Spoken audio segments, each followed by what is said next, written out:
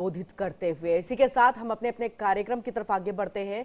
तो प्रयागराज में महाकुंभ की तैयारियों के बीच देखिए सुरक्षा के मद्देनजर बोट क्लब में मॉक ड्रिल का आयोजन किया गया है। मॉक ड्रिल में Uttar Pradesh police, NSG, ATS, NDRF, water guard की टीम ने हिस्सा लिया। मॉक ड्रिल में दिखाया गया कि कैसे आतंकवादियों ने बोट क्लब को अपने कब्जे में लिया और उसके बाद एनएसजी, यूपी पुलिस, एटीएस ने तत्काल कार्रवाई करते हुए बोट क्लब की घेराबंदी करके बंधक बनाए गए लोगों को बाहर निकाला। इस मॉक ड्रिल का उद्देश्य संभावित आतंकी खतरों से निपटने में सुरक्षा एजेंसियों की तैयारियों और समन्वय को देखना था। मॉक ड्रिल की सफलता ने यात्रियों की सुरक्षा सुनिश्चित करने के लिए सुरक्षा बलों की सतर्कता और तत्परता के बारे में बताया। तो वहीं महाकुंभ का आयोजन 12 साल बाद किया जा रहा है और इस आयोजन में 50 करोड़ से ज्यादा श्रद्धालुओं के आने की उम्मीद है। महाकुंभ के दौरान श्रद्धालु पवित्र स्नान करने के लिए संगम पर इकट्ठा होंगे और ऐसे में किसी तरह के खतरे का सामना श्रद्धालुओं को न करना पड़े, इसके लिए सुरक्षा में तैनात सुरक्षा बल महाकुंभ की धरती के जर्रे जर्रे की सुरक्षा में दिन रात लगे हुए हैं। UP Police, along with NSG, National Security Guards, the UP ATS, UP PSC has been practicing for quite some time for any eventuality which takes place. तो किसी भी तरह का अगर इवेंचुअलिटी आता है, कोई भी कंडीशन, कोई भी इवेंट होता है, तो उसके लिए लगातार हमारी मॉक ड्रिल्स चल रही है।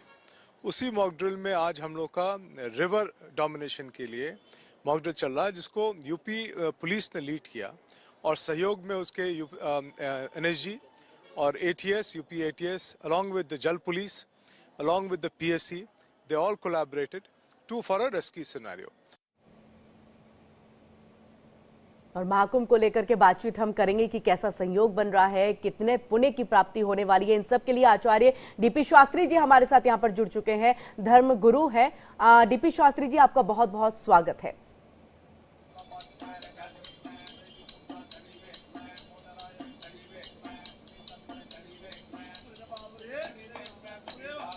डीपी शास्त्री जी, आवाज पहुंच रही है आप तक हमारी?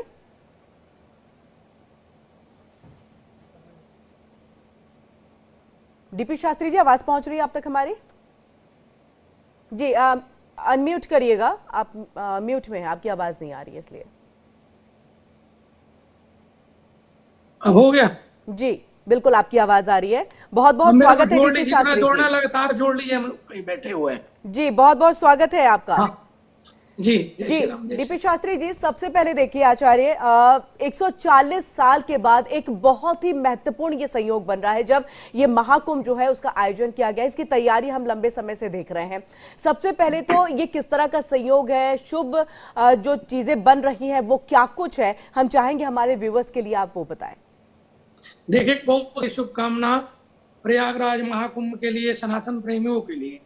जी, ये बहुत बड़ा 144 साल बाद जो कुंभ का हम मेला देख रहे हैं या कुंभ के यज्ञ देख रहे हैं, ये 2-3 चीज इसमें ज्योतिषीय गणना के हिसाब से जुड़ा है। पुष्य नक्षत्र में इसकी शुरुआत हो रही है, जो शनि के नक्षत्र है और कर्क के चंद्रमा है, और ये 13 साल बाद जब बृहस्पति वृष राशि में गोचर करते हैं, घूम के आते हैं, तो महाकुंभ जो है प्रयागराज में लगता है।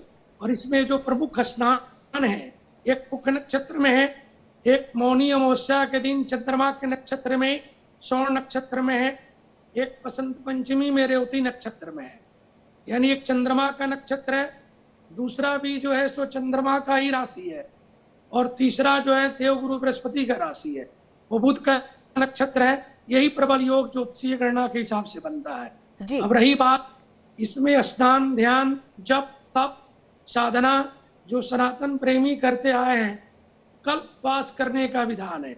प्राचीन समय में समुद्र का जो मंथन हुआ, जिसमें असुर और देवता दोनों मिलके मथे, और उसमें जो प्राप्ति हुई, 14 प्रकार की रत्नों की प्राप्ति हुई, उसमें अमृत की प्राप्ति में जो बूंद उससे निकला और छलका, वो 4 स्थानों में पाया गया, जिसमें हरिद्वार, प्रयागराज, उज्जैन में क्षिप्रा नदी, नासिक, ये 4 जगह कुंभ लगता है।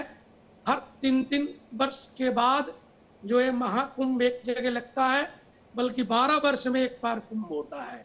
ये महाकुंभ है प्रयागराज का। इसके बाद बिल्कुल से बिल्कुल सिंहस्थ आचार्य जो है, जी, उज्जैन में बिल्कुल लगेगा। आचार्य जी, कल से इसकी शुरुआत हो रही है, 13 तारीख से इसकी शुरुआत है, समय जो है वो निर्धारित है। ऐसे में ये देखिए, लेकिन अभी भी छठा खूबसूरती जो महाकुंभ की है वो हर रोज हमें देखने को मिल रही है। तमाम जो साधु संत है वो पहुंच रहे हैं यहाँ पर, और अलग अलग उनकी जो वेशभूषा है, जो अलग अलग तस्वीर है, झलकियां हैं, वो सब हम देख रहे हैं, दर्शकों तक भी पहुंचा रहे हैं। लेकिन देखिए, अगर स्नान की हम बात करें, हमेशा से ये कहा जाता है कि 14 तारीख तक में जो है खरमास खत्म होता है, उसके बाद से जो है स्नान या अन्य पुण्य काम करने की जो शुरुआत है वो हो जाती है। ऐसे में ये जो 13 जनवरी का वक्त यहाँ पर निर्धारित किया गया है, जो ये वक्त चुना गया है, ये तारीख यहाँ पर जो चुना गया है, इसको लेकर के आप क्या बताएंगे? क्यों 13 तारीख जो है वो शुभ संयोग के तौर पर देखा जा रहा है, और यहीं से जो है अब शुरुआत जो है, अब आपके पुण्य कामों की भी हो गई, स्नान करेंगे तो वो पुण्य और वो लाभ आपको मिलेगा भी।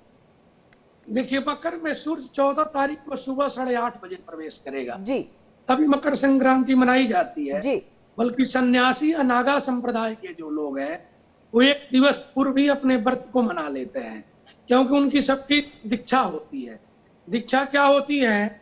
नागा जो बनते हैं ना, 3 रात्रि की दीक्षा होती है। रात्रि में इनकी दीक्षा दी जाती है, और जिस दिन मंत्र दिया जाता है उस दिन गंगा किनारे दिया जाता है। वहां कोई मीडिया नहीं होता है, कोई व्यक्ति नहीं होता है।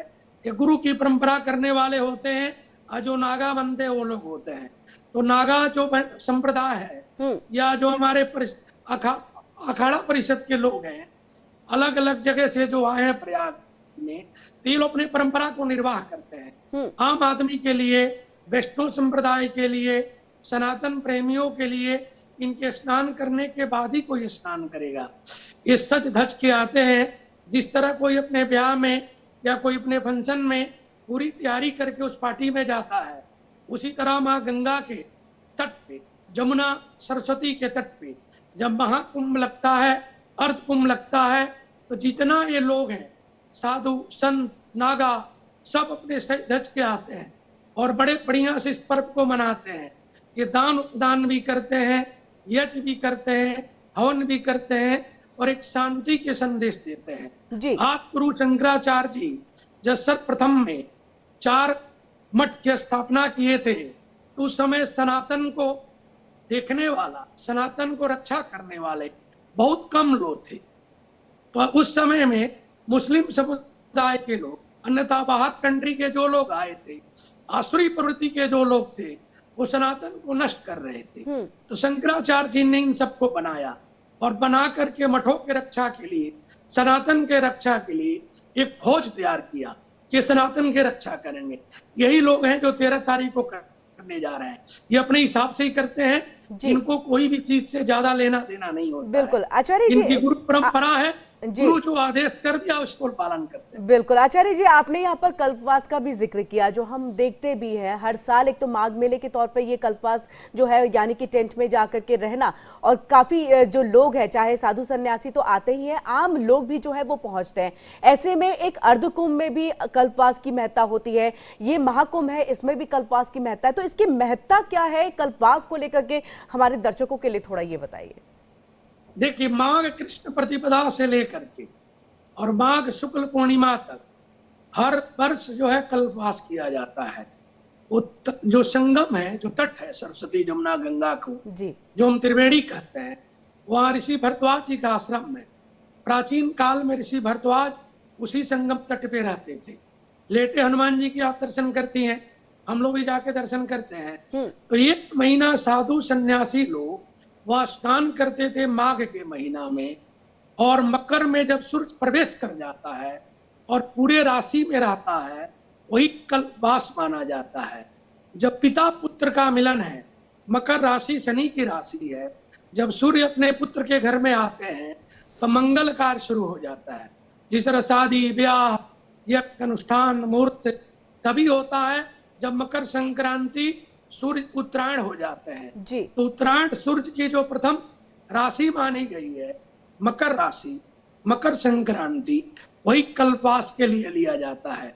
इस समय उसके विशेष महत्व इसलिए है कि अभी जो है महाकुंभ जो चल रहा है, इसमें लोग कल्पवास कैसे करेंगे, उसी हिसाब से कर लेंगे जो हर वर्ष में करते हैं। भीड़ बहुत रहेगी, लोग बहुत आ रहे हैं, अपने आप को सब उसमें बचना है और बच के अपने जप तप भी करना है, ध्यान भी करना है, स्नान भी करना है।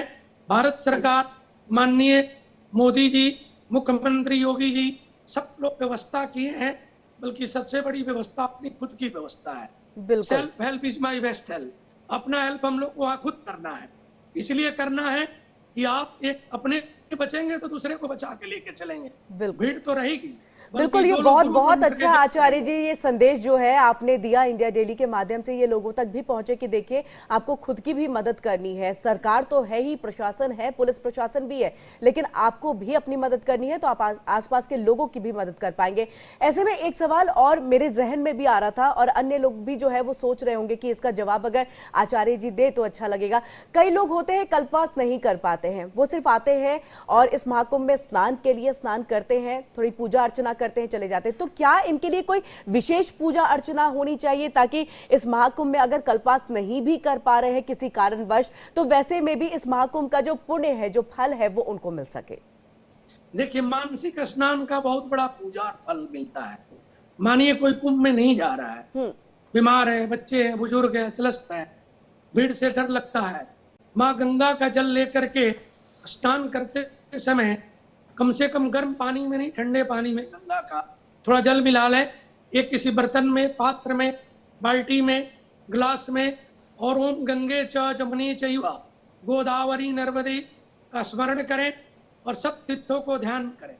हमारे सनातन धर्म में 7 तीर्थ है: अयोध्या, मथुरा, माया, काशी, कांची, अवंतिका, पूरी, दोरावती चैव सप्तैता मोक्षदायिता। ये 7 तीर्थों को स्मरण करें, इससे करके स्नान कर लें। आना तो गंगा का जल लें। गंगे च जमुनी चैव गोदावरी नर्मदे सिंधु कावेरी जले अस्मिने सन्निधिं कुरु। ये मंत्र है, इस मंत्र को स्मरण करें। अगर मंत्र प्रणा नहीं आता है तो हर हर गंगे का नाम लें, माँ गंगा को ऐसे ही स्मरण करें, स्नान करें तो उनको त्रिवेणी का नाप मिलेगा। जमुना का जल हो या सरयू का जल हो, गंगा का जल हो या लुप्त सरस्वती का जल, कोई जल घर में अगर है तो कम से कम आप स्नान करें। मकर संक्रांति के उपलक्ष्य में दान करें। भोजन इत्यादि जो खिचड़ी है, घी है, दही है, चिवड़ा है, कहीं पोंगल भी मनाया जाता है। दक्षिण भारत में अपने अपने परंपरा के अनुसार उसको भोग लगाएं और अपने से बड़ों को भी, घर परिवार को प्रसाद रूप में खिलाएं, गरीबों को भी खिलाएं।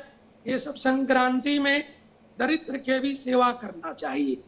जिसके घर में, परिवार में, स्थान पे गरीब की सेवा नहीं होती है तो भी एक दुर्भिक्ष योग बन जाता है। इसीलिए हमारे सनातन धर्म में हर 6 महीने में, 3 महीने में, साल में हम यज्ञ करते हैं, हवन करते हैं, भगवान श्री हरि नारायण को, माँ लक्ष्मी को स्मरण करते हैं, आहुति देते हैं, जिससे देवता पितृ प्रसन्न रहते हैं, घर, व्यापार, नौकरी सदैव अच्छा रहता है और व्यक्ति स्वस्थ रहता है, निरोग रहता है जी। तो निरोग जीवन के लिए भी यह स्नान किया जाता है। तो संक्रांति का स्नान है, 1 महीना कल्पवास चलेगा। आप किसी दिन भी तीर्थ में स्नान कर सकते हैं, भीड़ भाड़ में ना जाए। बिल्कुल आचार्य जी, यही मेरा अगला आपसे सवाल भी था कि देखिए 6 स्नान जो है बहुत महत्वपूर्ण है, जिसको लगातार हम दिखा भी रहे हैं कि देखिए ये तारीख जो है, इस तारीख को स्नान करते हैं तो इसका एक अलग ही जो है वो फल आपको मिलेगा और जितने भी अगर आपके अंदर में कुछ रोग है, ये सब कुछ आपको निरोगी काया जो है वो प्राप्त हो जाएगी।